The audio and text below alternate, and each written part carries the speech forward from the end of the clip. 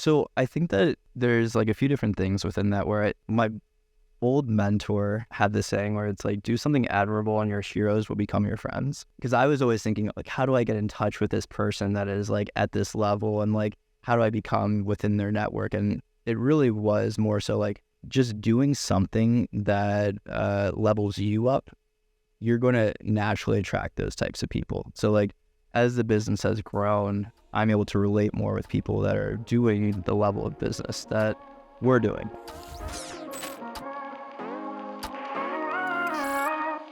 Andrew Case is the co-founder and CEO of NoonBrew, a wellness brand loaded with superfoods and adaptogens designed to increase natural energy, enhance your focus, and help you sleep better without the crash or jitters. Over the past year, NoonBrew has become one of the fastest growing supplement brands in New York City, and they're only just getting started. In this episode, we cover how to deliver insane amounts of value to your customer, getting more intentional with relationships and your time, and the ROI on morning routines and journaling. Welcome back to episode 2 of the Turning Pro podcast. My name is Ben. I'm here with my co-host Adrian. I'm Adrian, co-host of this very new show, and we're here with Andrew Case, founder and CEO at NoonBrew. Yeah, so NoonBrew is a superfood tea for the afternoon slump, and then we also came out with Moonbrew, which is a nighttime tea that helps you sleep better.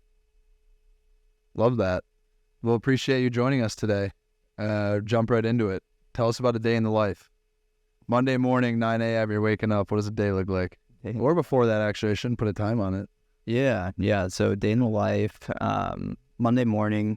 With e-commerce, you never shut off, so you're constantly going through the different numbers. But Monday, I'm normally working out in the morning. Then I'm getting a coffee and reviewing all the different metrics from the past week. I want times associated with these activities. That part's, I'm very curious about that. Yeah. So the first alarm goes off at 5:10. Yeah, and I was out of bed probably around like 6, I would say. At the gym, working out, use Future Fit, which I really, really love. And then I'm normally at my coffee shop by 8. And then for about 8 to 9, I journal. So journal, do morning pages. And it's like 2 pages of freehand thought. And then I list out like what are the 3 most important tasks for the day. And then I do 10 ideas, and the 10 ideas are just about anything that I want. So like today it was about just thinking through like what are some different things I can do during the summer to make like life exciting, I would say. So I like to plan that out. And then reviewing a lot of the different metrics that happened over the past few days. I want to unpack a couple of those things. Like the first one, my question's about the journaling.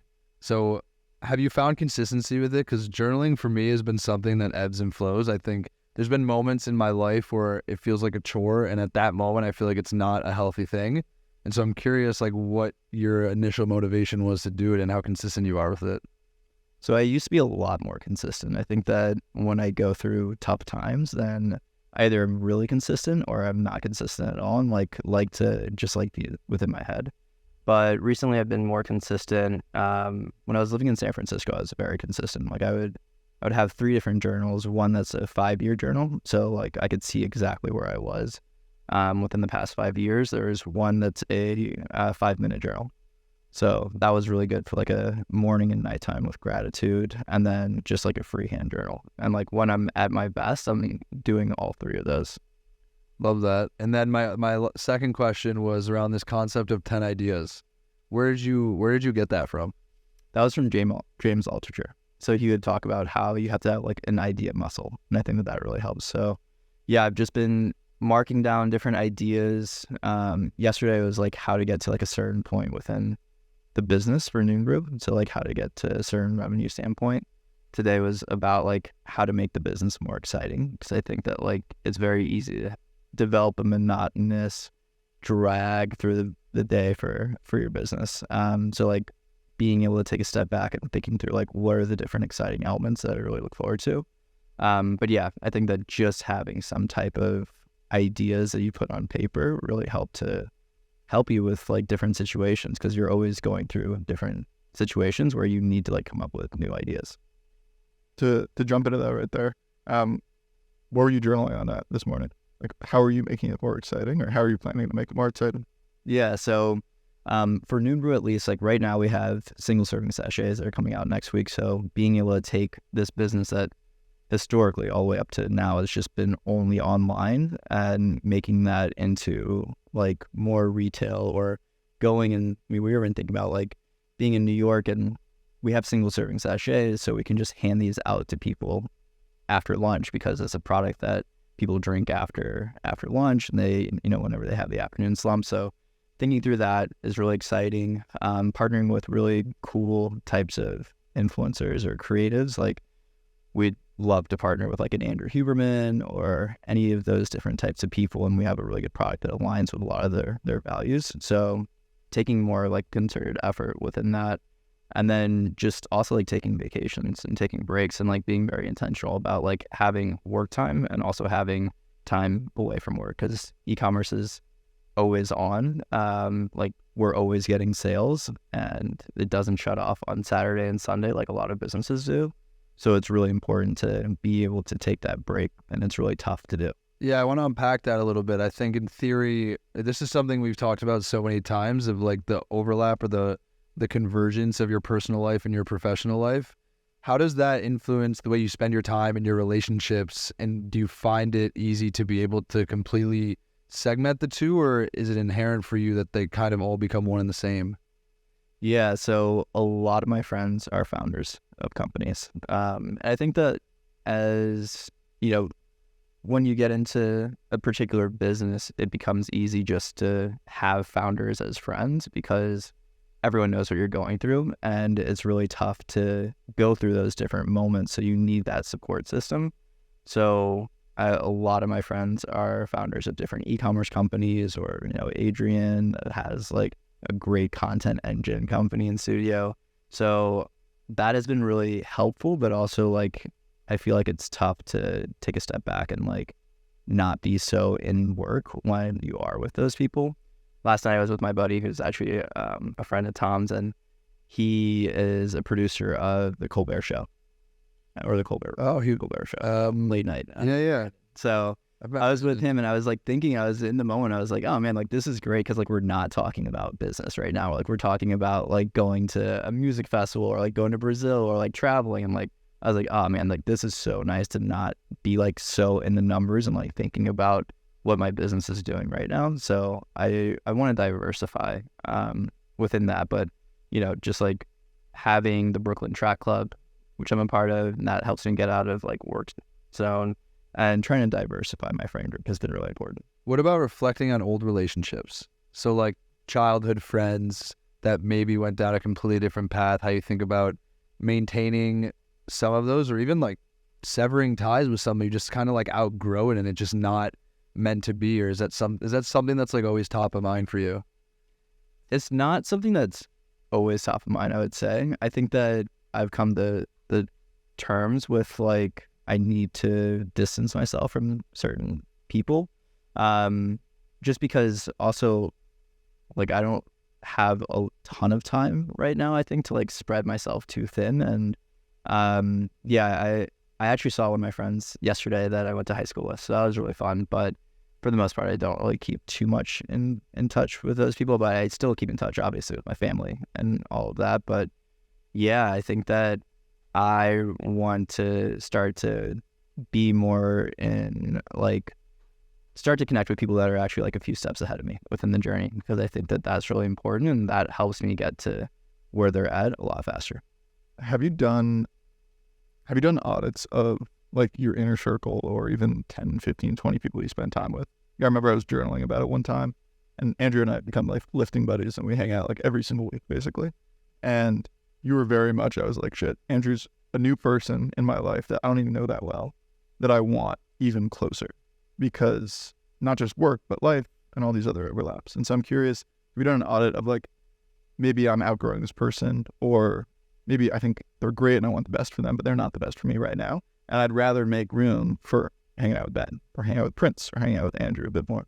Yeah, I haven't done it in like a methodical way, but like when I've been hanging out with some recent people, I'm like, these probably aren't the people I want to be spending like a lot of time with. And then there's other times where I'm like, wow, I want to be investing a lot more time into this person, especially like when you're going through tough times, you see who supports you in that manner. And that was really, really important. But yeah, I definitely am cognizant about the people that I spend my time with, and a lot of times I just want to spend time with myself, because like during the day you're getting Slack notifications, you're getting hit up on email or text, everything like that, and like by the end of the day you're just like so gassed that you just want to like lay down and reflect on everything.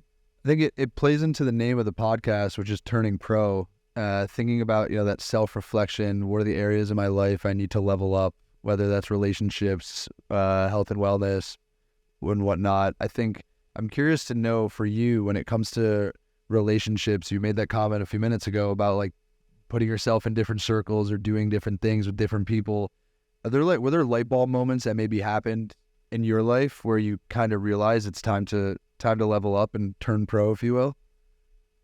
There's like a few different things within that where there's my old mentor had this saying where it's like, do something admirable and your heroes will become your friends. And because I was always thinking like, how do I get in touch with this person that is like at this level, and like, how do I become within their network? And it really was more so like just doing something that levels you up.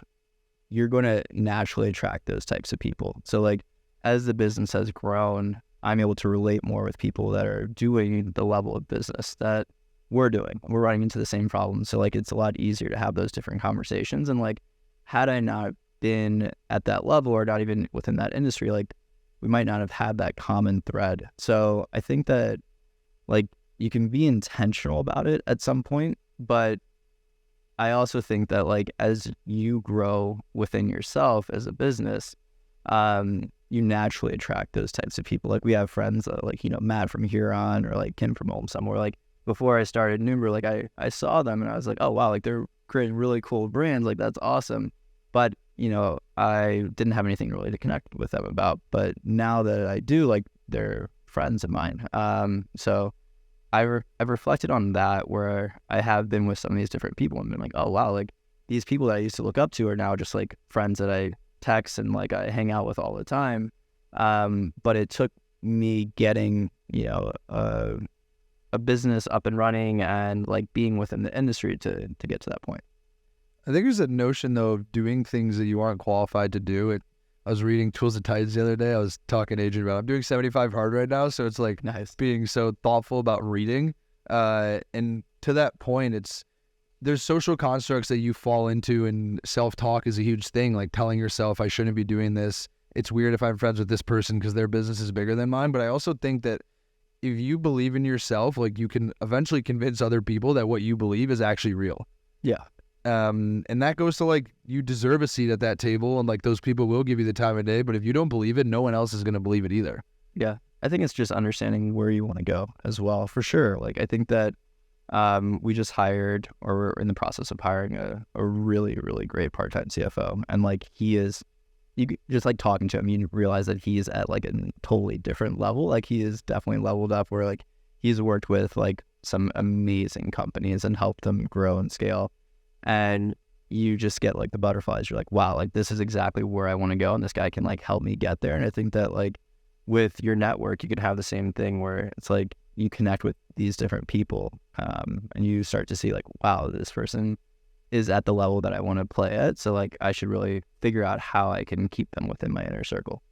Was there a specific moment or light bulb moment in your journey building NoonBrew thus far where you've noticed yourself level up? It could just be in a random conversation with a customer or supplier or with a friend, and you realize you're talking about things in a way that you didn't used to know, or you had no idea what you were doing before. Was there a conscious moment where you were like, holy shit, I've leveled up? Like I've turned pro in a sense. Yeah, I would say it was actually like last month, like NoonBrew was going through a little bit of a sophomore slump, and I realized that like to get this back turned around, to really get growth back going, it was something that like needed a really intentional effort. And thankfully, like, myself and the team were able to go through that and turn around. And like, there is these different light bulb moments or like these turning moments where the business really grew. And that was also from like doing something different. Like you have to do something different when things aren't going well. And we did, and we got through that. And like now business is really, really good. But like reflecting on that, I was like, damn, like that was a big pivotal moment. And we've talked about this before, but there's that quote that's like, either the business is growing or I'm growing. And like in that time, like I was growing, and now looking back on it, like the business is growing. And that was like a really, really big moment where, for better, turning pro. I think that like you had to go through that, and that was when like I really felt that growth spurt. What's the moment when they're both growing? I mean, I think that probably right now, the business is growing, and I still feel like I'm growing because I'm understanding like when business isn't going well, it's very or when business is going well, it's very easy to overlook different things that are inefficient. But when business isn't going well, you have to uncover all the inefficiencies, and you start to see like, oh crap, like I've been doing this really sloppily for a long period of time. So I think that like right now it's still like the business is growing and I'm growing because I'm still uncovering a lot of inefficiencies that we're starting to really optimize. How have you as a person, not related to business, not related to your expertise at all, how have you changed as a person, looking back to even when we met like at a Blue Bottle in Williamsburg, looking back to that person versus right now, a year and a half, 2 years or something? Yeah. How are you fundamentally different as a person? How's your mindset different? How's your health different? What is your self-talk, and how has that changed? Yeah, I think that like when you put something out into the world, and also like my co-founder is like a big portion of this too. So like he's crushed it so far.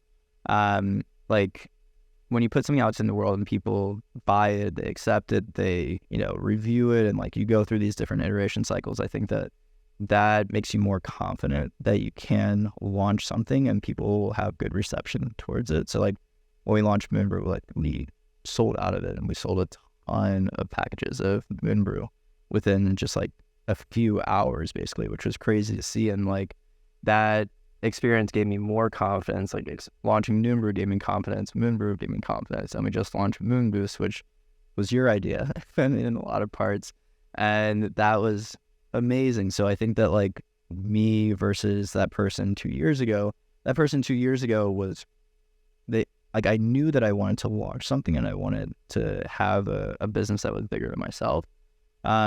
But now I'm definitely like living through it. And I think that like, the person I am now, I would hope that like I'm a much better manager because I have different people that are working for NoonBrew now.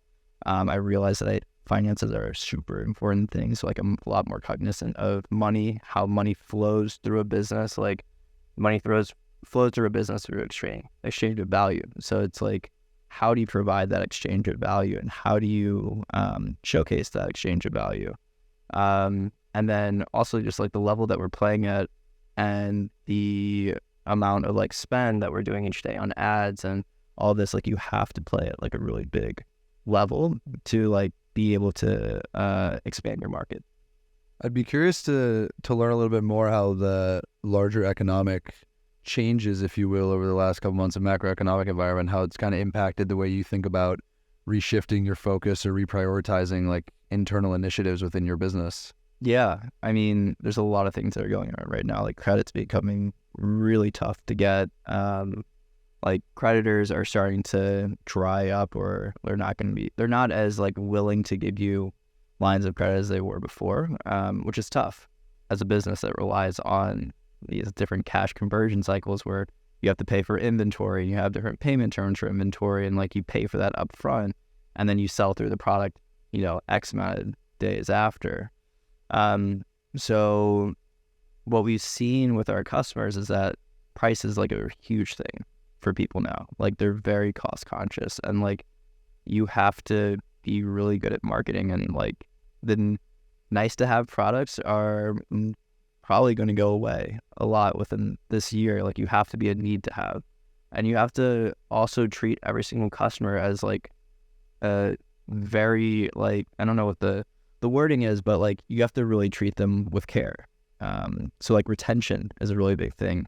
It's not just like acquiring new customers and like trying to arbitrage that. It's like, hey, we have all these different customers. How do we make a really good experience for them? And also like, what are our competitors doing, and how can we be different? I think that a lot of times when we started, we were looking at what our competitors were doing and trying to model them. And it got us to a certain amount of sales. But now what we're trying to do is we're looking at our competitors and saying like, all right, these guys are really trying to push you within one direction. We're looking at the comments within their ads. We're looking at their reviews and saying, how can we be different? How can we like provide a different experience and a different type of product that appeals to these different people? Because you have to, like, it's getting very tough right now.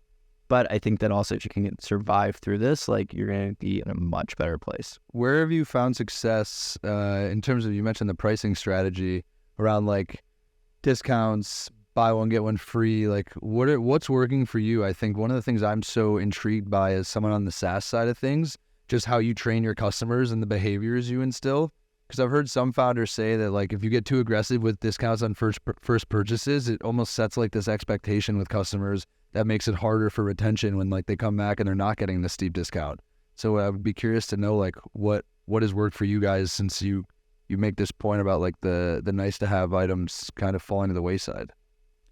Yeah, I think that, I mean, discounting is something that you can do in different ways where it's not necessarily a discount on the actual price, but it's a discount on the value that you provide. So like you can give people like gift with purchases, which, you know, seem like they cost $25, $50, but for you, like it doesn't cost you that much, but you're essentially providing this type of value to someone and it looks like it's like 30% off, but like your margins aren't 30% within that.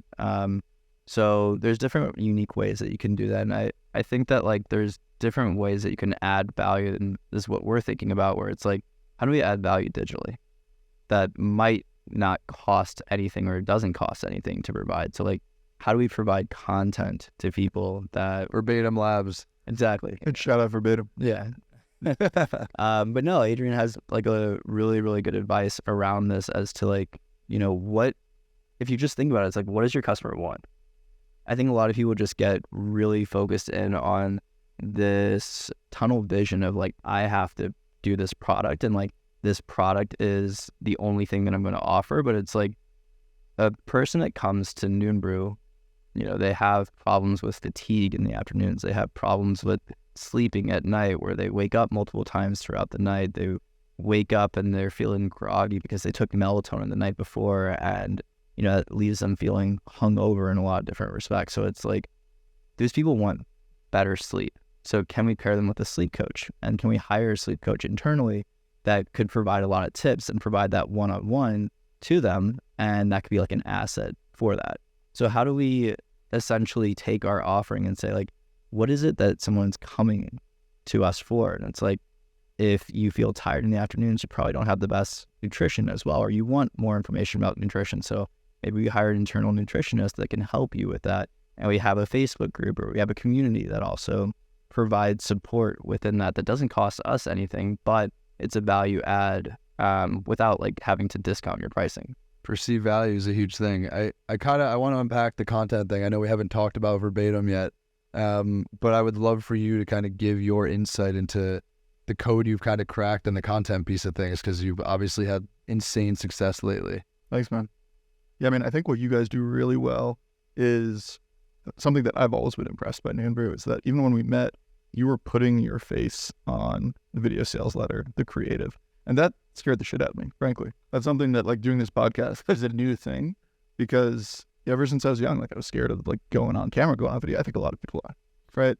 And so the fact that you did that, I was always impressed by. And so when I think about content, authenticity, put your face behind it if you can. If not, at least get your voice through. And then number two is social proof. Everything we do at Verbatim is, can you out case study your competition? That's really it. Like, if a customer is coming to you, yes, you got to solve the problem. But after that, reviews, testimonials for software companies, case studies. If you just overload a customer's marketing touch points with social proof, and they know that you can deliver a solution, it tends to work great. And I think that's the overlap between our businesses of, like, we at Verbatim work mostly with SaaS companies and software companies, but it's the same purchasing journey. It's different types of social proof. So that's actually a question for you, is coming back to that original, like, why I was impressed with you. Was that scary at all to be, like, filmed in coffee shops in Brooklyn? and putting your face and behind, in front of thousands and thousands of people online. Is that scary at all? Yeah, no, it definitely is. And I think that, like, similar to you, like, I'm not really that person that will hop on Instagram Live and talk about NoonBrew. But there comes a point where you just realize you have to do it. And I think that that's also like the growing aspect of your business, where it's like, well, I know that like this works.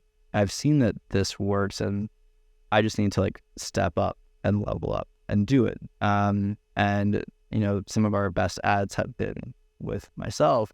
And I think that it really provides a personable aspect of it. Like we would do all these different UGC videos, and they just wouldn't do well because the person, we're sending out a package of NoonBrew to someone that has no idea what NoonBrew is, and we're expecting them to deliver a good pitch. It's like, I've been living this for the past 2 years of my life. Like, I know the ins and outs, and like my co-founder and I know how to pitch the product. Like, we need to be the ones that are pitching it. And that has always been, it's like one of those things where it's like, all right, my back's up against the wall. Like, we need something to grow.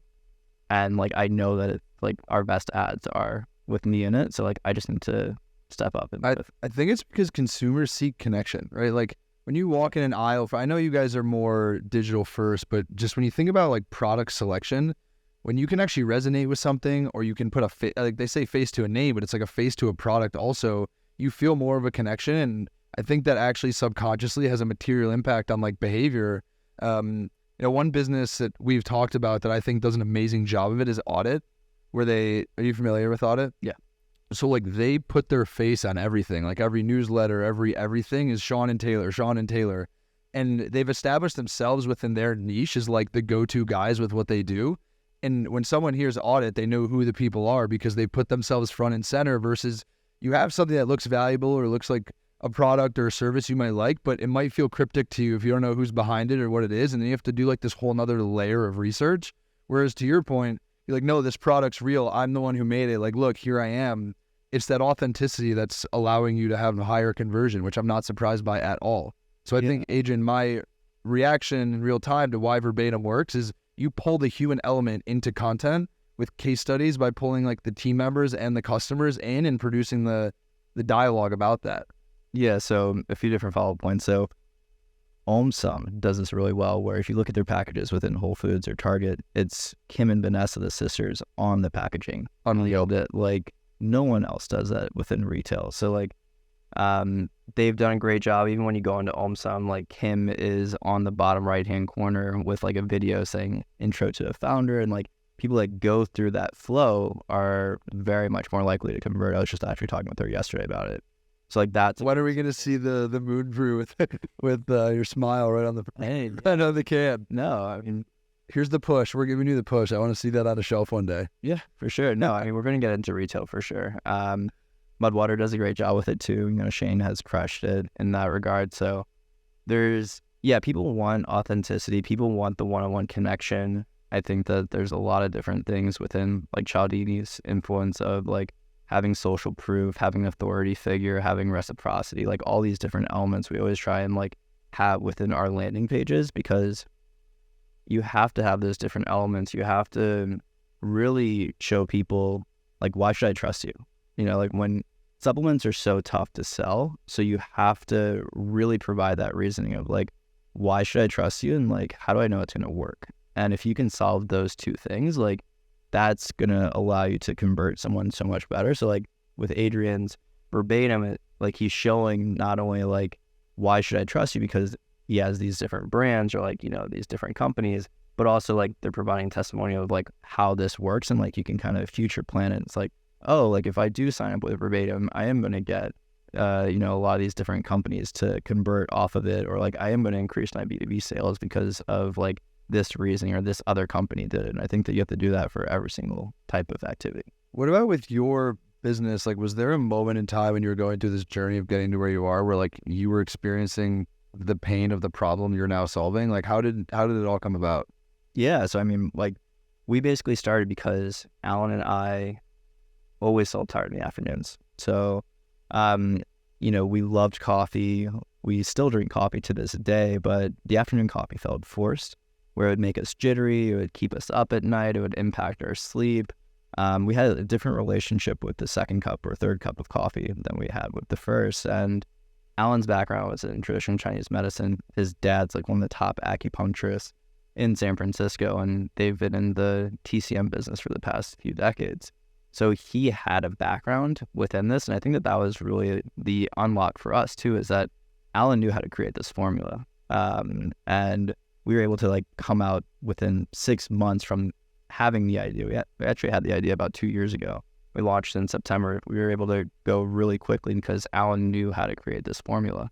And we went back and forth on creating NoonBrew on like, we were looking at green tea or black tea. We settled on oolong tea because it doesn't leave your mouth dry after you drink it. Like a lot of other teas have tannins in it that really leave your mouth dry and like you can't drink it in the afternoons iced. So we had that, and then we just started playing around with the different types of superfoods. So we have 19 different superfoods, which I don't know of other drinks that have 19 different superfoods in it. And it's a unique blend that you won't find anywhere else. And I think we found this problem within the marketplace where a lot of people felt the afternoon slump. They didn't want to drink coffee. They didn't want to drink an energy drink, and they really had nowhere to turn. A lot of companies marketed their morning ritual, and we said, no, like you can drink NoonBrew in the morning, but we are going to be for the afternoons. And we carved out that niche, which I think was really important because you have to figure out how you're different. Because people, when they see something, especially online, when people are getting so many different advertisements on Facebook, you have to stand out as something different, and someone has to say like, oh, this is actually different from everything else that I saw.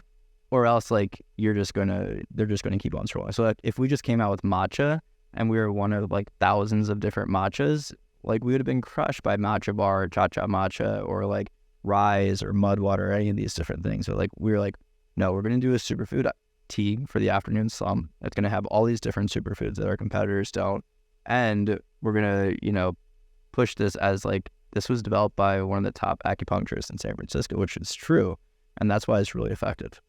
One of my favorite parts about seeing you guys grow and seeing NoonBrew honestly just crush it and grow insanely fast is that on the outside, I'm following you guys on Instagram and Twitter and LinkedIn, and constantly growing, constantly crushing, starting to get interviewed by a bunch of outlets and newsletters.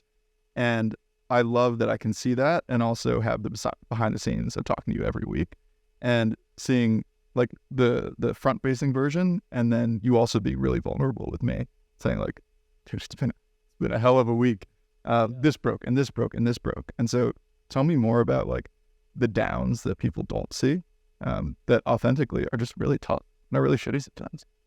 Yeah, I mean, I think that like Q1 was really tough just because we were, we're heavily based upon like Facebook ads and Google, but like we didn't have like good content that we were cycling through. And now we do, thankfully, and we have like a great media buyer and all this, but like Q1 was really, really, really brutal.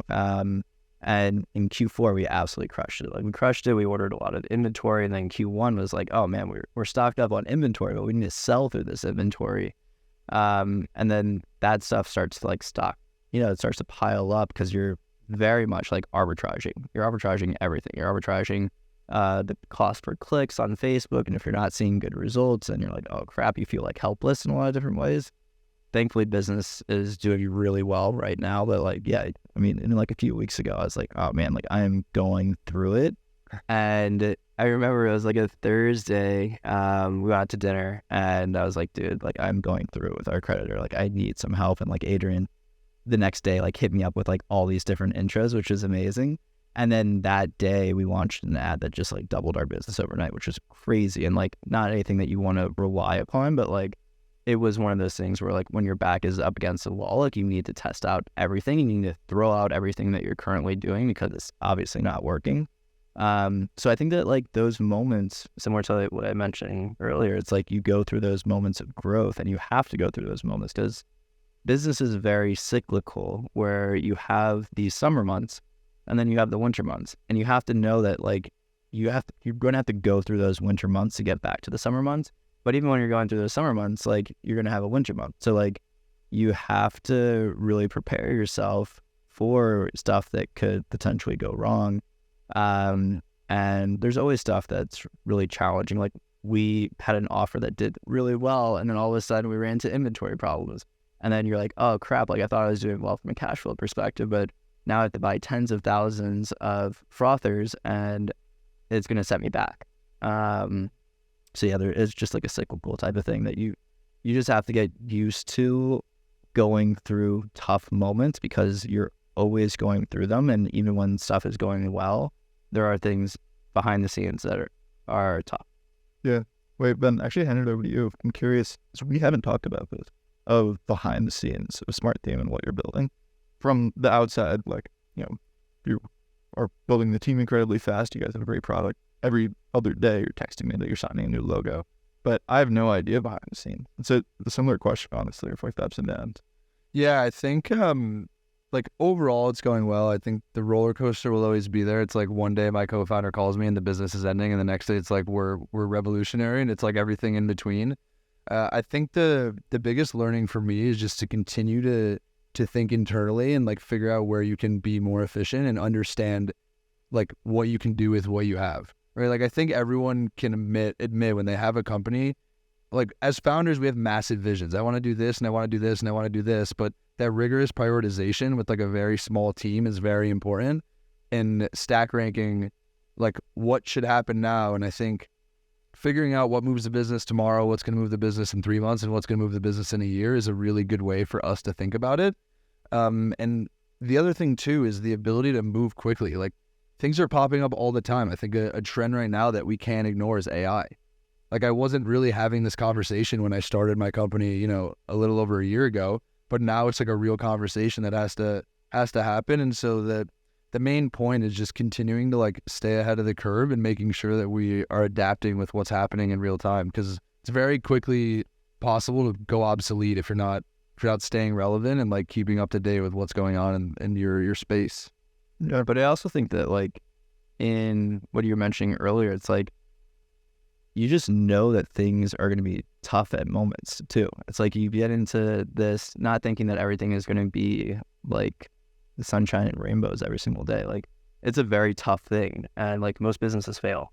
So it is one of those things where you just develop this mental toughness that like, you know, your business is going bankrupt one day, your business is crushing it the next, and like an investor deal falls through, or like you get this term sheet, and you just go through those highs and lows. And I think that like, you know, when you double your business or triple your business, it doesn't get any easier. It actually gets a lot harder. You just get a lot better, I think. It's just different problems. I also think if we wanted to have that even keel life, we would all have 9 to 5s. I think like those low moments are what make those high moments so much more fun. And I think it's addicting personally.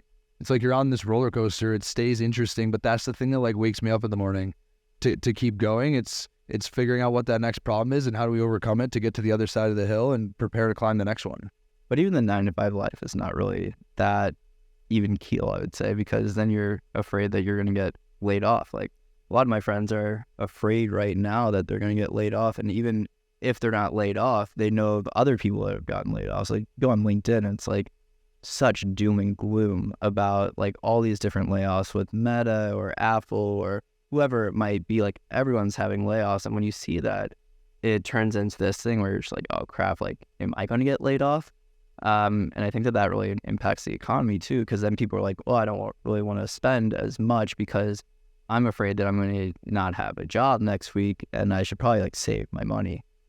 So I like having a business because I at least feel like I have control of that. You know, if I had a 9 to 5 job, I would be like, crap, like, is my boss going to fire me? At least like with what, you know, we're doing, we have that control where we're like, oh man, if our back's against the wall, at least like we can like figure this stuff out. I think it's betting on yourself. Like you said, I think not to discount the 9 to 5, it's more just like different decisions and different like priorities and different worries, right? Yeah. For me, I think the thing that hit me the hardest was like when we made our first hire who has kids. Like I know that sounds crazy, but it's like the buck stops with us, and we're the ones that's like leading this vision to put food on the table for like our employees' families. Like that was like a shift for me. I think a moment where I was like, I need to level up and think about these things, because the implications of your decisions when you're in charge and you have a team of people are very different than like the decisions you might make when you're just an employee at a company. And it's not that one is better than the other. It's just different, and it depends on which path you want to go down. Yeah, totally. It's a different level of responsibility, and you have other people that are relying on you for their paycheck every single week or every other week. Where does your ambition come from? I think my ambition comes from just and wanting to. That's actually an interesting question. I think that like from a young age, I definitely wanted to have my own business. Like I saw that with my uncle. I saw that with my grandfather, who both ran businesses, as well as my cousins. And also like, you know, I didn't grow up like that wealthy. So like wanting to provide like a really great lifestyle for myself, where like my parents chose more of an artist lifestyle, which is great. And like, I respect that because they had the opportunity to go like a corporate, but they didn't. But for me, I was like, I really want to have a great business that impacts a lot of people. And the amazing thing about the business as it grows, you just naturally impact more people as you get more customers. And I think that continues that ambition. Has your ambition grown since launching NoonBrew? Yeah. I think that, and we've talked about this, where you start to normalize the numbers over time. I remember texting my friend where I was like, oh man, like we hit like, you know, whatever it was, I don't know, like $1,000 today. And like I thought that like that was like this humongous milestone. And now like we don't hit like a certain number by, you know, afternoon, I'm like, what is going on? Like this business is going bankrupt. And you just normalize the numbers so quickly that like you can't have revenue or like orders as like your North Star. And it turns into like these different reviews that you get each day about like people really loving the product. And that is what keeps me going, because I'm like, wow, like as this grows, I'm just impacting more and more people.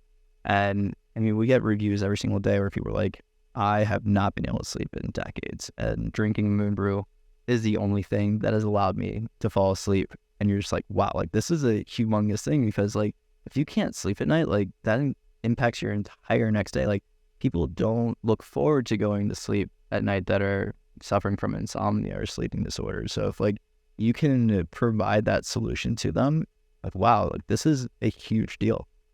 How does the ambition growth within the professional side of your life, how has that spilled over maybe into like other aspects of your life? Personal health and wellness, anything of that nature? Like, has it forced you to level up in other areas? In some ways, it's forced me to choose which areas I want to level up in, because I think it's tough to really be heads down on a business and also like really be heads down on like leveling up health wise or like food. If I want to like, you know, learn how to become a better chef or like a climber or whatever it might be, like I found that a lot of these different types of ambitions that I had before started to go by the wayside, because, you know, especially when the business isn't in a good place, like you have to dedicate your entire mental energy to getting the business back on track. It's not something where you can be like, all right, I'm going to shut off at 6 p.m. and like shut my laptop and like go and do something else. It's like, no, I got to work until like 11 p.m. until I basically fall asleep, because I need this business to turn around. And when you have that, like, it's hard to diversify your life and be like, I want to be this bodybuilder that has 8% body fat, and like I'm only going to eat like boiled chicken. So yeah, it's been tough, but I think that now that we're coming out of that tough part, now like even earlier today, I was like, all right, what am I going to do to make this business exciting again? Because before it was just like, how am I turning this business around? It was not exciting. It was just like, I need to get through this moment. I think for me, it's about like making incremental improvements in other areas with keeping ambition in your business. Like I think an example of that would be more rigor around sleeping. Yeah.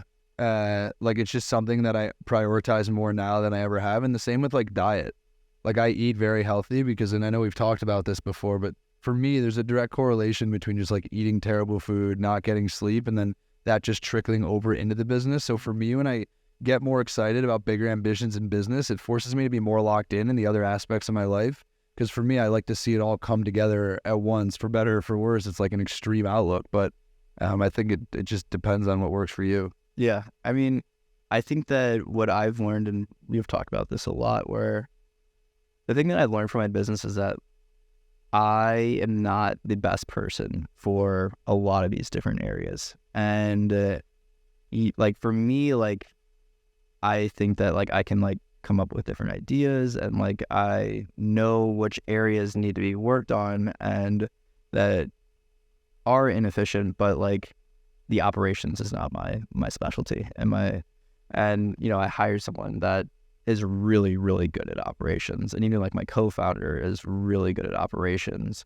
But also within my life, I realized that like I'm not the best person to create a diet plan for myself. Like I need to have someone that provides a fitness plan for myself. So investing in these different areas has really helped me a lot, where instead of me trying to be like, all right, what am I going to make this Sunday to be able to have for the rest of the week in a meal plan? It's like, no, just like pay someone to have that. And like that allows me to focus more on my business.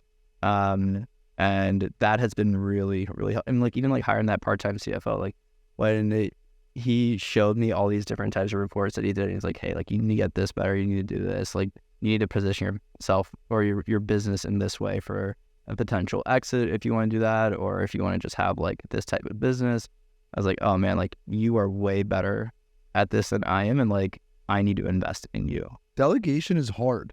It's something that I'm really trying to get better at in every aspect of your life, not just business. I know you mentioned Alex Hormozy when we last spoke, and I heard about Hormozy from him. so he has one take that is relevant to what you're saying. It's like he started calculating like his hourly rate of himself, and then he applies that to like if I were to cook all my own meals and go to the grocery store and cook and clean, and I calculate that, it's way more expensive for me to sacrifice X amount of hours than to just like eat Chipotle for every single meal, or like go hire someone else to cook for me. And that to me is actually a moment of like turning pro or leveling up, when it's realizing that maybe in the short term it might hurt you financially, but it's like betting on yourself and recognizing that like unlocking time in different areas to allow yourself to continue to grow is vital for like long-term success. Totally. Yeah, I agree. I still think there's a lot of parts of the business where I'll have this like running to-do list where I'm talking to my team, and I'll say, you know what, I got it.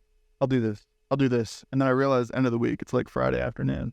I have like 20 things that I haven't done that I told them I would do. And I'm like, when am I going to do this? I don't have time to do this. And then you just look at the weekend and you're like, all right, there goes my Sunday. There goes like my Saturday afternoon.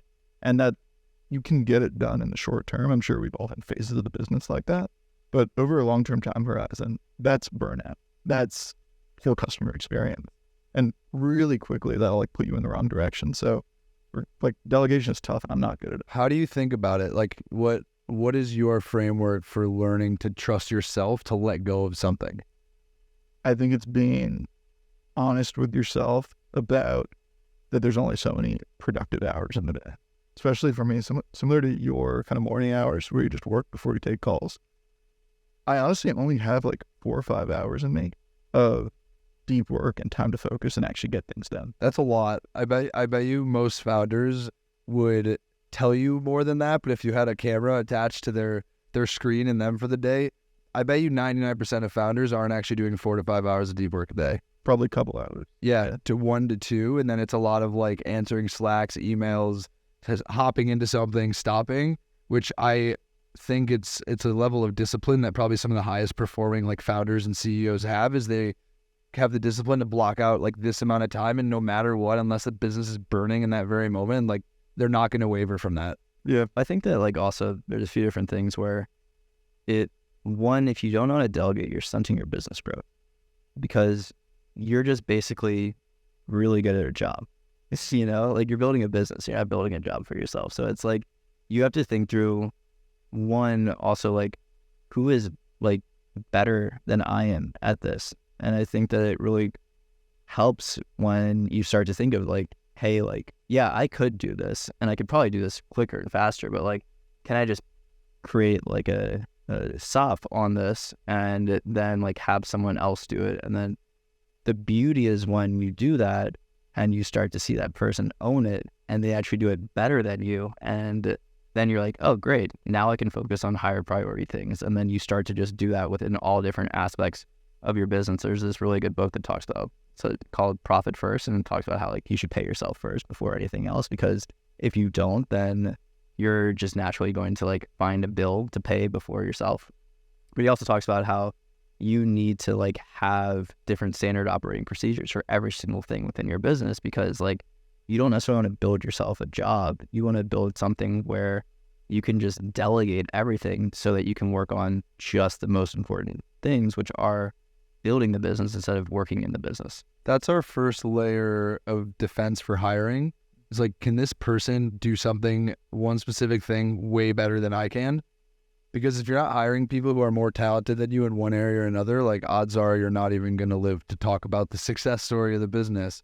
And I think that's a known thing. And another piece of advice that I got from a mentor around the hiring concept is like, from his learning curve, it was don't necessarily try and take a skill set of someone who's just really talented and try and like form a job for them within your company. Like be very hyper focused about the thing you need and then go find the person for it, which I thought was really interesting, because in the past, in my head, I'll meet someone, I'm like, that person's extremely talented. I'm sure I can like find a way to work with them. But it's kind of like, after thinking about it, it's like fitting a round peg into a square hole, and it just like doesn't necessarily work. Yeah. I think I'm still in the phase, to your original question, of fooling myself into thinking I have a couple extra hours. I'm definitely not at that phase, but around the SOP creation, almost every single agency or studio owner I've talked to swears by them, and I've never written one in my life. So we should talk off. You've never written an SOP before? No, man. Wow. I need some format. I for sure thought that the reason you crush it is because you literally, like, if there was one business that I would have said is an SOP, it's verbatim. Yeah. It's like, give me 5 customers, I'm going to ask them these 10 questions, we're going to build these 5 deliverables, and you're going to do this with posting, and then here's the ROI you're going to get. Just follow this 100-step checklist. Never. Yeah, just hire someone on Upwork that follows you, That blew my mind. and like you're on just like call with them and you share your screen with them the entire day, and they'll just create SOPs for you. You use Upwork for SOPs. I mean, you can. Have you done it before?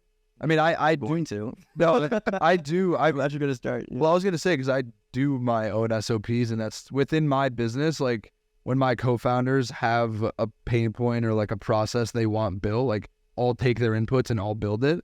It's just something that like I've done a ton of.